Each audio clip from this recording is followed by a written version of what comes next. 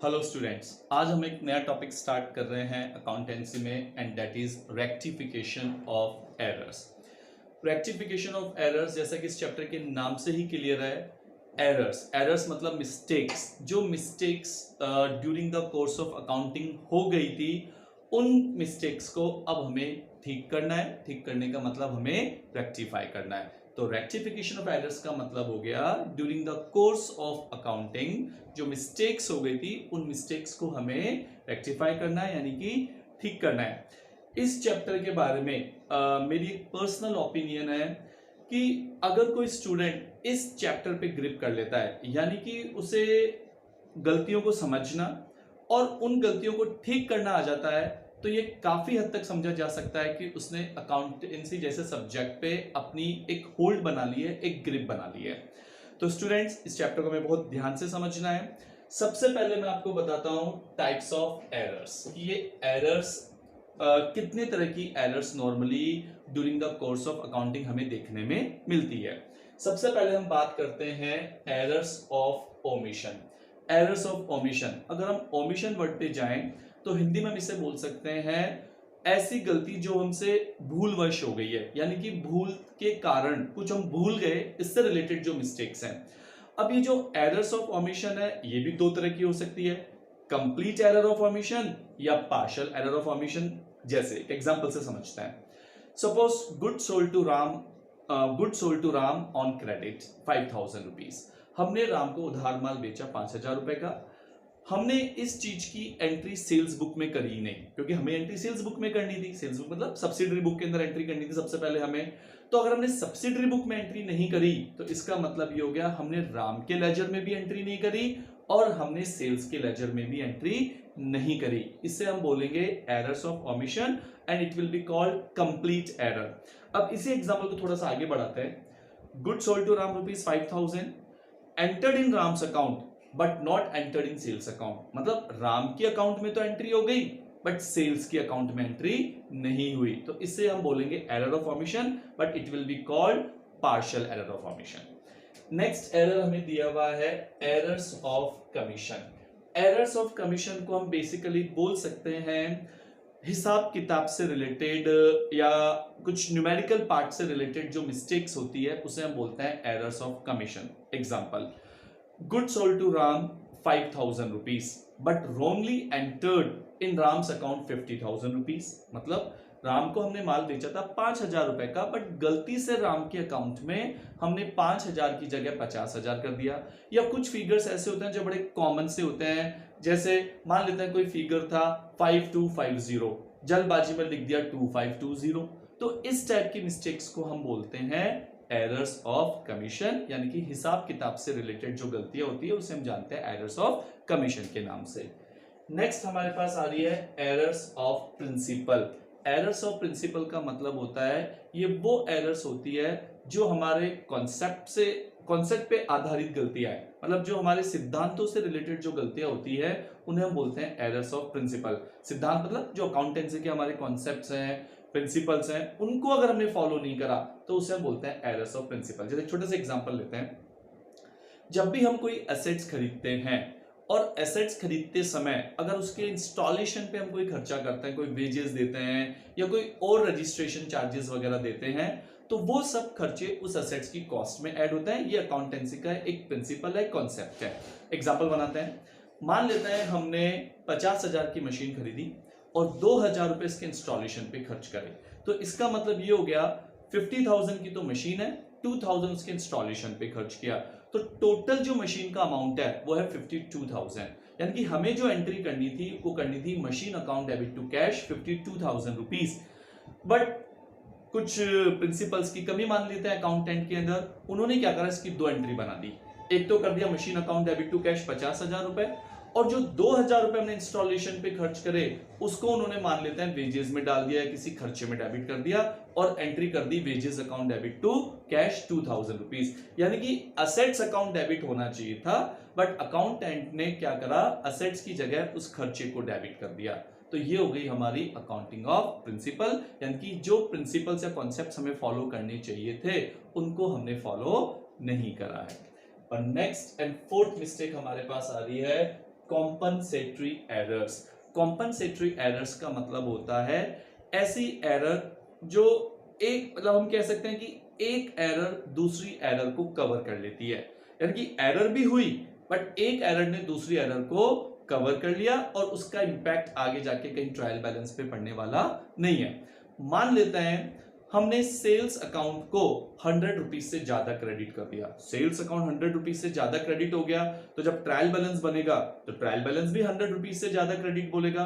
But simultaneously हमसे एक mistake और हो गई, हमने सैलरी अकाउंट भी 100 रुपीज से ज्यादा डेबिट कर दिया। तो देखिए सुनिए, सेल्स अकाउंट 100 रुपीज से ज्यादा क्रेडिट कर दिया, इधर सैलरी अकाउंट 100 रुपीज से ज्यादा डेबिट कर दिया, तो ट्रायल बैलेंस में डेबिट भी 100 रुपए से ज्यादा हो गया और क्रेडिट भी 100 रुपए से ज्यादा हो गया। तो एक तरीके से एक एरर ने दूसरी एरर को क्या कर दिया, कॉम्पनसेट कर दिया, और इस टाइप की एरर्स को कैच करना बड़ा डिफिकल्ट होता है। तो स्टूडेंट्स, हमने देखा कि बेसिकली एरर्स 4 तरह की होती है। सबसे पहले मैंने आपको बताया एरर्स ऑफ फॉर्मेशन, जो हमारी भूल से रिलेटेड है, हम किसी चीज को लिखना भूल गए, सब्सिडरी बुक्स में लिखना भूल गए या लेजर में लिखना भूल गए। फिर हमने देखा एरर्स ऑफ कमीशन, मतलब हिसाब किताब से रिलेटेड मिस्टेक्स हो गई, कोई फिगर हमने लिखना था 5250, हमने लिख दिया 2520 या कुछ इससे रिलेटेड ऐसा ही। तीसरी मैंने आपको बताई error of principle. Error of principle का मतलब कॉन्सेप्ट की कोई मिस्टेक, फंडामेंटल्स की कोई मिस्टेक हमने कर दी, जैसे मैंने एग्जांपल दिया, डेबिट होना था मशीनरी पर जल्दबाजी में डेबिट हो गया, वेजेस अकाउंट डेबिट हो गया। कॉम्पनसेटरी एरर हमने बोला जब दो गलतियां करी और एक गलती ने दूसरी गलती को कवर कर लिया और ट्रायल बैलेंस में जाके वो इंपैक्ट हमें नजर ही नहीं आया, और इस टाइप के एरर्स को कैच करना बड़ा मुश्किल होता है। अब हम बात करते हैं, दोबारा टाइप्स ऑफ एरर डिस्कस कर रहे हैं, बट इस बार जो हम टाइप्स ऑफ एरर डिस्कस कर रहे हैं वो from rectification point of view कर रहे हैं, यानी कि जब हम एरर्स को रेक्टिफाई करेंगे, जब हम उनको ठीक करेंगे, उस पॉइंट ऑफ व्यू से हमें ये चीज समझ में आनी चाहिए कि एरर्स कितने तरह की होती है। तो एक तो वो एरर्स होती है which do not affect the trial balance, ये वो गलतियां होती हैं जो ट्रायल बैलेंस को इफेक्ट नहीं करती है, और दूसरी हमारी मिस्टेक्स होती है errors which affect the trial balance, जो ट्रायल बैलेंस को प्रभावित करती है। जो गलतियां ट्रायल बैलेंस को इफेक्ट नहीं करती है उन्हें हम बोलते हैं टू साइडेड एरर्स, और जो एरर्स ट्रायल बैलेंस को इफेक्ट करती है उन्हें हम बोलते हैं वन साइडेड एरर या सिंगल साइडेड एरर। मैं एक एग्जांपल से समझाता हूं आपको। टू साइडेड एरर की हम बात करते हैं। टू साइडेड एरर जैसे good sold to Ram 5000 rupees not entered in Ram's account as well as in sales account, मतलब हमने राम को सामान बेचा, ना तो हमने राम के अकाउंट में एंट्री करी ना सेल्स के अकाउंट में एंट्री करी, ये टू साइडेड एरर है। अब बात करते हैं सिंगल साइडेड एरर या one sided error. Good sold to Ram entered in Ram's account but not entered in sales account, मतलब राम के अकाउंट में तो एंट्री हो गई बट सेल्स अकाउंट में एंट्री नहीं हुई, ये सिंगल अकाउंट मिस्टेक है या वन साइडेड एरर है। और एक खास बात और बता दूं आपको मैं, जो वन साइडेड एरर्स होती हैं जब उनको रेक्टिफाई किया जाता है तो सस्पेंस अकाउंट की हमें हेल्प लेनी पड़ती है, और सस्पेंस अकाउंट की हेल्प क्यों लेनी पड़ती है ये डिटेल से मैं आपको बाद में समझाऊंगा। तो एक बार दोबारा समझ लीजिए, रेक्टिफिकेशन पॉइंट ऑफ व्यू से दो तरह की एरर्स होती है, errors which do not affect the trial balance, errors which affect the trial balance. जो ट्रायल बैलेंस को इफेक्ट नहीं करती उन्हें बोलते हैं टू साइडेड एरर्स, और जो ट्रायल बैलेंस को इफेक्ट करती उन्हें बोलते हैं वन साइडेड एरर्स। अब हम बात करते हैं stages at which errors are rectified, उन स्टेजेस की जब हमें एरर्स को रेक्टिफाई करना पड़ता है, मतलब कब कब हम एरर्स को ठीक कर सकते हैं। सबसे पहली स्टेज है बिफोर मेकिंग ट्रायल बैलेंस। हो सकता है अभी ट्रायल बैलेंस बना ही नहीं हो, उससे पहले ही हमने गलती ठीक कर दी हो, यानी कि अभी हमारी जर्नल या लेजर वाली स्टेज चल रही है और वहीं पे हमने गलतियों को ठीक कर दिया है। दूसरी स्टेज है आफ्टर मेकिंग ट्रायल बैलेंस, मतलब हम ट्रायल बैलेंस बना चुके हैं, उसके बाद हम गलतियों को क्या कर रहे हैं, रेक्टिफाई कर रहे हैं। और थर्ड एंड लास्ट स्टेज है आफ्टर मेकिंग फाइनल अकाउंट्स, यानी कि हम फाइनल अकाउंट्स तैयार कर चुके हैं, हमारे ट्रेडिंग अकाउंट, पी&एल अकाउंट और बैलेंस शीट सब कुछ बन चुका है, और उसके बाद हमें गलतियों को ठीक करना पड़ता है। अब हम जब न्यूमेरिकल क्वेश्चन सॉल्व करेंगे तो इसी हिसाब से सॉल्व करेंगे कि एरर्स हमें किस स्टेज पे पता चल रही है, ट्रायल बैलेंस बनाने से पहले, ट्रायल बैलेंस बनाने के बाद, या फाइनल अकाउंट बनाने के बाद। इसके अलावा हम एक बहुत इंपॉर्टेंट चीज यहां पे नोट कर रहे हैं, error should never be corrected by overwriting और erasing because it reduces the authenticity of accounting records. मतलब जब भी कोई एरर आप रेक्टिफाई करें तो कभी भी ना तो उसको इरेज करें ना ओवरराइट करें। अगर आपने ओवरराइटिंग कर दी तो आपकी अकाउंटिंग रिकॉर्ड्स की ऑथेंटिसिटी खत्म हो जाएगी। जैसे एक एग्जांपल बनाते हैं, जैसे हमने बोला Ram account debit to sales, मान लेते हैं ये फिगर था 5250, राइट, 5250, लेकिन हमने गलती से यहां लिख दिया 2520, दोनों जगह हमने लिख दिया 2520, ये गलत अमाउंट है। बाद में हमें पता चला कि ये तो गलत अमाउंट है, तो एक तरीका है कि इसको काट दीजिए और इसकी जगह ठीक कर दीजिए 5250। लो, कहने को तो एरर्स देखा जाए तो रेक्टिफाई हो गई, या आपने ओवरराइट करा और जो सही फिगर है वो आपने सामने लिख दिया।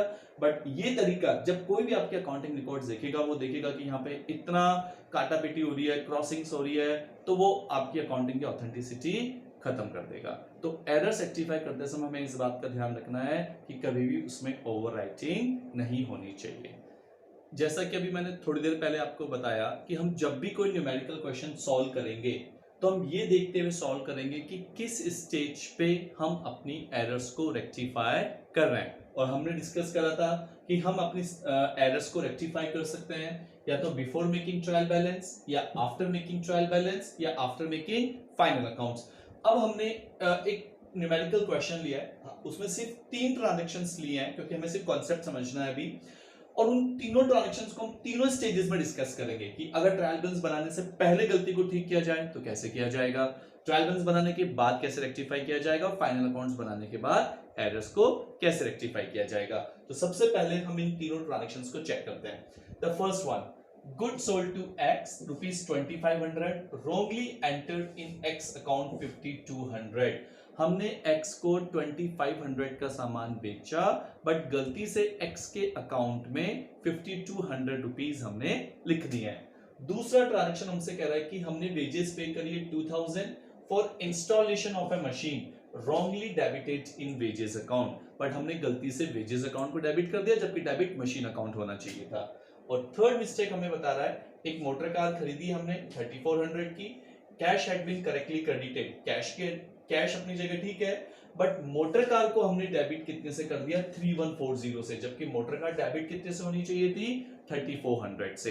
तो सबसे पहले हम इस स्टेज को सॉल्व करेंगे, मतलब इस स्टेज पे अगर हमें गलतियां पता चलती है, and that is before making trial balance. तो मैं आपको बता दूं, अगर ट्रायल बैलेंस बनाने से पहले हमें मिस्टेक्स पता चल जाती है तो हम क्या करते हैं, जो कंसर्न लेजर है जिनमें गलतियां हुई हैं उन लेजर को खोलते हैं, ओपन करते हैं और अपनी गलतियों को ठीक कर लेते हैं, सिर्फ उसी लेजर में जिस लेजर में मिस्टेक हुई है। तो सबसे पहले हम देखते हैं, हमने X को जो 2500 का सामान बेचा था, गलती से X के अकाउंट में हमने कितना लिख दिया था 5200, तो जो मिस्टेक हुई है वो X के लेजर में हुई है। तो जब हमने X को सामान बेचा था तो करेक्ट एंट्री जो थी वो थी X account debit to sales. हमने X के अकाउंट में टू सेल्स तो सही लिखा है, बट 2500 की जगह हमने अमाउंट लिख दिया है 5200, यानी कि 2500 की जगह 5200 रुपए लिख दिया है। तो साफ हमें समझ में आ रहा है कि हमने 2500 की जगह 5200 लिख दिया है, हमने ज्यादा लिख दिया है। अगर आप डिफरेंस लेते हैं 2500 और 5200 का, तो ये डिफरेंस निकल के आता है 2700 रुपए, 2700 रुपीज, यानी कि हमने X को 2700 रुपीज से ज्यादा डेबिट कर दिया है। तो ज्यादा डेबिट कर दिया है तो इसको ठीक करने के लिए हम क्रेडिट साइड में लिख देंगे, ये वाली साइड हमारी डेबिट साइड है, और जैसा कि हम जानते हैं लेजर में हमारी क्रेडिट साइड होती है। तो जो 2700 रुपए हमने यहाँ पे ज्यादा लिख दिया, हम लिख देंगे by mistake in posting, simple सी लाइन लिख दीजिए बाय मिस्टेक इन पोस्टिंग, और जितना अमाउंट ज्यादा लिख दिया है वो लिख दीजिए आप 2700 रुपए। अब जब कभी इसका जब बैलेंस निकलेगा तो आप देखो 5200 में से 2700 माइनस करेंगे तो जो बैलेंस निकलेगा वो 2500 रुपए निकलेगा, यानी कि X के अकाउंट में जो मिस्टेक हुई थी वो हमने X का लेजर बना के ठीक कर दी है। दूसरी मिस्टेक हम लेते हैं, हमने 2000 की वेजेस पे करी थी मशीन के इंस्टॉलेशन पे, बट गलती से वेजेस अकाउंट के अंदर वो डेबिट हो गई है। तो देखिए पहली चीज तो, अब जब हमने एंट्री, जो हम राइट एंट्री की बात करें तो right entry was machinery to cash, लेकिन हमने गलती से कर दिया वेजेस टू कैश। इसका मतलब ये हो गया वेजेस अकाउंट में हमने 2000 रुपए एक्स्ट्रा लिख दिए। अब इसको रेक्टिफाई करना है, तो इसका मतलब डेबिट साइड में ज्यादा है, तो हम क्रेडिट साइड में लिख देंगे by mistake in posting. Bye mistake in posting का मतलब कुछ हमसे पोस्टिंग करते समय गलती हो गई और हमने 2000 रुपए ज्यादा लिख दिए। अब सही चीज क्या है? सही चीज ये है कि हमें मशीनरी अकाउंट के अंदर टू कैश लिखना पड़ेगा। कितना रुपए? 2000। तो देखो वेजेस इधर डेबिट में भी 2000, क्रेडिट में भी 2000, तो वेजेस अकाउंट तो ऑफसेट हो गया, उसका कोई बैलेंस नहीं है। और मशीनरी अकाउंट टू कैश हमने लिखा क्योंकि मशीनरी में टू कैश आना चाहिए था। और जब आप इसका बैलेंस निकालेंगे तो 2000 रुपीज का बैलेंस आ जाएगा, यानी कि आना चाहिए था मशीनरी में बट गलती से आ गया था वेजेस में, तो वेजेस अकाउंट खत्म हो गया और मशीनरी अपने आप ही ऑटोमेटिकली 2000 का बैलेंस शो करेगी। थर्ड ट्रांजेक्शन हमसे कह रहा है कि हमने 3400 की मोटर कार खरीदी, cash account had been correctly credited. Cash बिल्कुल सही है, लेकिन जो मिस्टेक हुई है मोटर कार को हमने 3140 से डेबिट कर दिया। अगर आप राइट एंट्री की बात करें तो एंट्री होती है motor car account debit to cash, तो मोटर कार में टू कैश आना चाहिए था, बट अमाउंट 3400 की जगह हम 3140 लिख गए। टू कैश तो सही है बट 3400 की जगह 3140 लिख दिया। इसका मतलब ये हो गया हमने 260 रुपीज कम लिखा है, तो हम यहां लिख देंगे टू मिस्टेक इन पोस्टिंग। जितने रुपए से हमसे मिस्टेक हुई है, और हमसे मिस्टेक हुई है 260 रुपए से, और डेबिट साइड में हमने कम लिखा है, तो to mistake in posting 260 rupees. जब इसका बैलेंस निकालेंगे तो हम लिखेंगे बाय बैलेंस सीडी 3400, और मोटर कार का जो ओरिजिनल बैलेंस था, जो मोटर कार हमने परचेज करी थी, वो 3400 रुपए की परचेज करी थी। तो देखा आपने किस तरह से अगर ट्रायल बैलेंस बनाने से पहले गलती पता चल जाती है तो हमने उस कंसर्न लेजर को जहां गलती हुई उसको ओपन करा और हमने अपनी गलती को ठीक करा। अब हम इसी एग्जांपल को सेकंड स्टेज पे ठीक करने की कोशिश करते हैं। सेकंड स्टेज का मतलब हो गया आफ्टर मेकिंग ट्रायल बैलेंस, यानी कि हमें जो गलतियां पता चली वो ट्रायल बैलेंस बनाने के बाद पता चली, तो इस स्टेज पे कैसे इन्हें रेक्टिफाई किया जाएगा। वही 3 ट्रांजैक्शंस हैं, इनको हम रेक्टिफाई करेंगे सेकंड स्टेज में, यानी कि आफ्टर मेकिंग ट्रायल बैलेंस। देखिए फर्स्ट ट्रांजैक्शन था good sold to X 2500 wrongly entered in X account 5200। हमने क्या करा है, क्वेश्चन सॉल्व करने के लिए एक इसका इस तरह से फॉर्मेट तैयार करा है कि पहले हमने लिखी है राइट एंट्री। राइट एंट्री का मतलब होता है जो सही एंट्री थी पहले हमने वो उतारी है। फिर हमने लिखा है रॉन्ग एंट्री। रॉन्ग एंट्री का मतलब जो हमसे मिस्टेक हो गई, जो हमने गलती या जो हमने गलत एंट्री पास कर दी। और रेक्टिफाई एंट्री का मतलब है उस गलत और सही एंट्री का कॉम्बिनेशन मिला के अब हमें वो एंट्री करनी पड़ेगी जिससे कि उस गलत एंट्री का जो इफेक्ट है वो खत्म हो जाए। मेन यानी कि जो सॉल्यूशन है वो है रेक्टिफाई एंट्री, इसे सही माना जाएगा। ये चाहे तो काम हम रफ में कर सकते हैं, और उसके बाद मेन जब हमें आंसर देना होगा एग्जाम में तो हमें रेक्टिफाई एंट्री ही लिखनी होती है वहां पे। तो देखिए हमने एक्स को सामान बेचा था 2500 रुपए का, तो इसका मतलब इसकी जो अगर हम एंट्री देखें तो एंट्री बनती है X account debit to sales, और ये हमने सब जर्नल एंट्रीज में डिस्कस करा अच्छे से। तो right entry was X account debit to sales 2500 2500 रुपए। बट गलती से क्या हो गया, एक्स के अकाउंट में एक्स का जो अकाउंट था वो 2500 रुपए की जगह यानी कि 2500 की जगह गलती से वो 5200 से डेबिट हो गया। बट जो हमारा सेल्स अकाउंट है वो अपनी जगह करेक्ट है, वो 2500 से है। तब हम क्या करेंगे, एक्स के अकाउंट को हमने 2500 की जगह 5200 से डेबिट कर दिया, यानी कि हमने 2700 रुपए से ज्यादा डेबिट कर दिया। तो ज्यादा डेबिट कर दिया है तो उसको ठीक करने के लिए क्रेडिट कर दीजिए। हमने एक्स के अकाउंट को आप देखिए 2700 से क्रेडिट कर दिया। रही बात सेल्स अकाउंट की, सेल्स अकाउंट को हमें छेड़ने की जरूरत नहीं है, सेल्स अकाउंट अपनी जगह बिल्कुल करेक्ट है। तो एक्स अकाउंट क्रेडिट हो गया 2700 रुपए, बट हमारे पास डेबिट के लिए कोई अकाउंट नहीं है। तो अगर अब यहां पे अपने पास कोई अकाउंट नहीं है तो जिस अकाउंट की हम हेल्प लेंगे तो वो हो जाएगा सस्पेंस अकाउंट। तो हमारी कंप्लीट एंट्री बनेगी suspense account debit to X 2700। अब देखिए सस्पेंस अकाउंट का भी लॉजिक समझिए कि सस्पेंस अकाउंट क्यों उतारा गया है यहाँ पे। एक्चुअली जब ट्रायल बैलेंस का टोटल मैच नहीं होता है तो उस टोटल को मैच करने के लिए हम एक अकाउंट वहां पे इंसर्ट कर देते हैं जिसको हम बोलते हैं सस्पेंस अकाउंट। जैसे ये वाला ट्रांजैक्शन था एक्स टू सेल्स, इसका मतलब ये हो गया कि जब कभी भी ट्रायल बैलेंस बना होगा, एक छोटे से एग्जांपल से समझा रहा हूं आपको मैं, ये ट्रायल बैलेंस की डेबिट साइड है, ये ट्रायल बैलेंस की हमारी क्रेडिट साइड है। तो इसका मतलब एक्स हमारा डेबिट होना चाहिए था 2500 रुपए से और सेल्स अकाउंट हमारा क्रेडिट होना चाहिए था 2500 रुपए से, तो ट्रायल बैलेंस का टोटल मैच होना चाहिए था। बट हुआ क्या, एक्स अकाउंट 2500 की जगह 5200 से डेबिट हो गया। इसका मतलब ये हो गया, ट्रायल बैलेंस में अगर देखें तो डेबिट तो हो गया 5200 और क्रेडिट का टोटल हो गया 2500, यानी कि हमारा ट्रायल बैलेंस मैच नहीं हो रहा। तो हमने उसको मैच करने के लिए उस समय यहाँ पे 2700 रुपए से सस्पेंस अकाउंट लिख दिया होगा। कब? जब ट्रायल बैलेंस हमारा मैच नहीं हो रहा था, यानी कि सस्पेंस अकाउंट ट्रायल बैलेंस में एग्जिस्ट था 2700 रुपए से। अब हमने सस्पेंस अकाउंट जिसको हमने यहाँ पे क्रेडिट कर रखा है, जैसे ही हमने रेक्टिफाई एंट्री करी, सस्पेंस अकाउंट हमारा क्या हो गया, डेबिट हो गया। देखिए यहाँ पे ट्रायल बैलेंस में क्रेडिट था, रेक्टिफाई एंट्री में सस्पेंस अकाउंट क्या हो गया, डेबिट हो गया। इसका मतलब सस्पेंस अकाउंट अब बुक से इरेज हो गया है, तो इसलिए हमें यहाँ पे सस्पेंस अकाउंट का इस्तेमाल करना पड़ा। तो एंट्री बन गई हमारी suspense account debit to X account. Next हम आते हैं, नेक्स्ट ट्रांजैक्शन था wages paid 2000 for installation of machine. तो जब किसी मशीन के इंस्टॉलेशन पे हम वेजेस पे करते हैं तो हमारी जो राइट एंट्री होती है वो होती है machine account debit to cash, but गलती से हमने वेजेस अकाउंट को डेबिट कर दिया। कैश अपनी जगह ठीक है, कैश अकाउंट तो क्रेडिट होना था, क्रेडिट ही हुआ है, बट बाय मिस्टेक हमने वेजेस को गलती से, मतलब हमने वेजेस अकाउंट को डेबिट कर दिया। तो कोई बात नहीं, वेजेस गलत डेबिट हो गया तो उसको ठीक करने के लिए हम क्या कर देंगे, वेजेस को क्रेडिट कर देंगे। और डेबिट क्या होना चाहिए था, सही चीज क्या थी कि मशीनरी अकाउंट डेबिट होना चाहिए था, पर वो हो ही नहीं पाया, तो हम मशीनरी को डेबिट कर देंगे। तो जो फाइनल एंट्री बनी, जो रेक्टिफाई एंट्री बनी, वो बनी machinery account debit to wages account. इस बार यहाँ पे सस्पेंस अकाउंट ओपन नहीं हुआ क्योंकि एंट्री का नेचर इस तरह का है कि वो टू साइडेड एरर है, और मशीनरी और वेजेस की हेल्प से हमारी एंट्री प्रॉपर एंट्री बन गई है। अब हमें सस्पेंस अकाउंट ओपन नहीं करना पड़ा। दोबारा समझ लीजिए, डेबिट मशीनरी अकाउंट होना चाहिए था बट हो नहीं पाया, तो हमने रेक्टिफाई एंट्री में क्या कर दिया, मशीन को डेबिट कर दिया। वेजेस अकाउंट गलत डेबिट हो गया तो उसको ठीक करने के लिए हमने वेजेस अकाउंट को यहाँ पे क्रेडिट कर दिया। रही बात कैश, अगर आप कैश को देखेंगे तो कैश क्रेडिट होना चाहिए था, और जो रॉन्ग एंट्री हुई है उसमें भी कैश हमारा क्रेडिट ही हुआ है। तो इसका मतलब कैश अकाउंट में कोई मिस्टेक नहीं है, सिर्फ हमें ये एंट्री पास करनी है machinery to wages. Third transaction, हमने एक 3400 की मोटर कार परचेज करी, बट गलती से मोटर कार अकाउंट में 3140 लिख दिया, 3140 रुपए लिख दिया।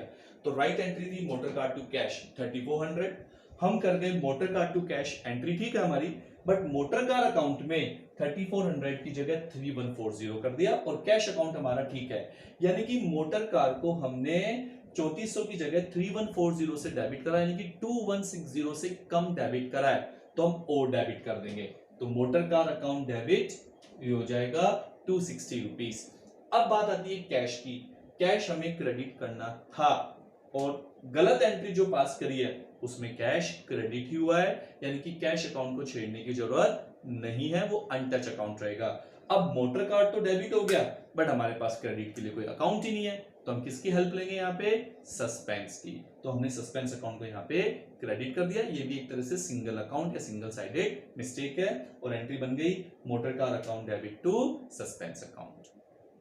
अब हम थर्ड स्टेज को लेते हैं, यानी कि इस स्टेज पे अगर हमें गलती पता चलती है आफ्टर मेकिंग फाइनल अकाउंट्स, यानी कि हम सब कुछ तैयार कर चुके हैं, ट्रायल बैलेंस भी तैयार हो गया है, ट्रेडिंग P&L बैलेंस शीट भी तैयार हो गई है, और उसके बाद हमें मिस्टेक्स पता चल रही है। अब हमें मिस्टेक्स को कैसे ठीक करना है, तो हम उसी एग्जांपल को बेस रख के चल रहे हैं। 3 ट्रांजैक्शंस हैं। अगर हमें इस स्टेज पे भी गलती पता चल रही है फाइनल अकाउंट बनाने के बाद, तो तरीका हमारा वही रहेगा। पहले हमें राइट एंट्री बनानी पड़ेगी, फिर हमें रॉन्ग एंट्री बनानी पड़ेगी, और फिर हमें रेक्टिफाई एंट्री बनानी पड़ेगी। सो राइट, रॉन्ग एंड रेक्टिफाई, वही फंडा रहेगा। बस एक छोटी सी बात ध्यान रख लीजिए आप, कहीं दिक्कत नहीं आएगी आपको। सेम एंट्री बनेगी, जहां भी कोई नॉमिनल अकाउंट इफेक्ट होगा, नॉमिनल अकाउंट का मतलब कह सकते हैं कोई भी एक्सपेंसेस अकाउंट या कोई भी इनकम अकाउंट इफेक्ट होगा अगर रेक्टिफाई एंट्री में, उसकी जगह आप profit and loss adjustment account use कर लीजिए। बस ये बहुत इंपॉर्टेंट बात बोल रहा हूं आपको मैं, कि जहां कहीं पे भी एक्सपेंसेस अकाउंट या इनकम अकाउंट यूज हो रहा है रेक्टिफाई एंट्री में, उसकी जगह आपको profit and loss adjustment account use करना है। क्यों करना है इसको भी थोड़ी देर में एक्सप्लेन करेंगे। तो देखिए, ये एक ट्रांजैक्शन था, एक्स को हमने 2500 का सामान बेचा था, बट गलती से एक्स के अकाउंट में 2500 रुपए से एंट्री हो गई थी। जैसा कि हम जानते हैं राइट एंट्री बनती है X account debit to sales 2500 रुपए, बट गलती से हमने एक्स को डेबिट कर दिया कितना, 5200, और सेल्स अकाउंट हमारा करेक्ट है 2500 रुपए।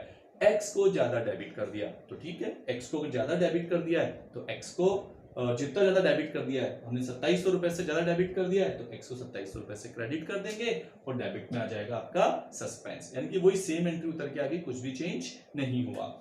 दूसरी एंट्री थी, हमने 2000 की वेजेस पे करी बट गलती से इंस्टॉलेशन पे हमने गलती से वेजेस को डेबिट कर दिया, यानी कि राइट एंट्री थी मशीनरी टू कैश, हमने गलती से वेजेस को डेबिट कर दिया। अब गलती से वेजेस को डेबिट कर दिया है तो हमें वेजेस अकाउंट को क्रेडिट करना है और जो सही अकाउंट था वो था हमारा मशीनरी अकाउंट।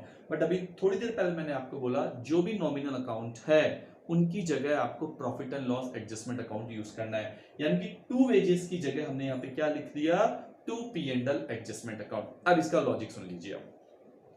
अगर हम यहाँ पे टू वेजेस अकाउंट यूज करते हैं तो पहली चीज तो ये जो हम एंट्री पास कर रहे हैं ये नेक्स्ट फाइनेंशियल ईयर में हो रही है। नेक्स्ट फाइनेंशियल ईयर का मतलब ये हो गया क्योंकि ट्रेडिंग P&L बैलेंस शीट तो तैयार हो चुके हैं, अब उसके बाद आप कोई काम कर रहे हो तो आप इसका मतलब नेक्स्ट फाइनेंशियल ईयर में कर रहे हो। तो अगर आपने यहां पे वेजेस क्रेडिट कर दिया तो उसका इंपैक्ट हो जाएगा अगले फाइनेंशियल ईयर के, यानी कि अगले फाइनेंशियल ईयर की वेजेस को आपने रिड्यूस कर दिया और उस साल के प्रॉफिट एंड लॉस पे इसका इफेक्ट गलत हो जाएगा। तो उस चीज से बचने के लिए कि हम कोई खर्चे या इनकम का नाम यूज नहीं करें और उस साल के प्रॉफिट एंड लॉस में कुछ गलत ना हो, हमने एक नया अकाउंट ओपन कर दिया P&L एडजस्टमेंट, जिससे ये पता चल जाएगा कि ये जो मिस्टेक हम रेक्टिफाई कर रहे हैं ये पिछले फाइनेंशियल ईयर की है। अगर हमने वेजेस यूज करा हुआ होता तो फिर तो मिक्स हो जाता, वो नेक्स्ट फाइनेंशियल ईयर पे इसका प्रभाव पड़ जाता और उस साल का प्रॉफिट एंड लॉस गलत हो जाता। इसलिए हमने यूज कर दिया P&L एडजस्टमेंट, जो क्लियर कट इंडिकेटर है कि ये मिस्टेक जो है लास्ट फाइनेंशियल ईयर की है। तो बस आपको इतना सा ध्यान रखना है कि एक्सपेंसेस और इनकम की जगह P&L एडजस्टमेंट यूज करना है।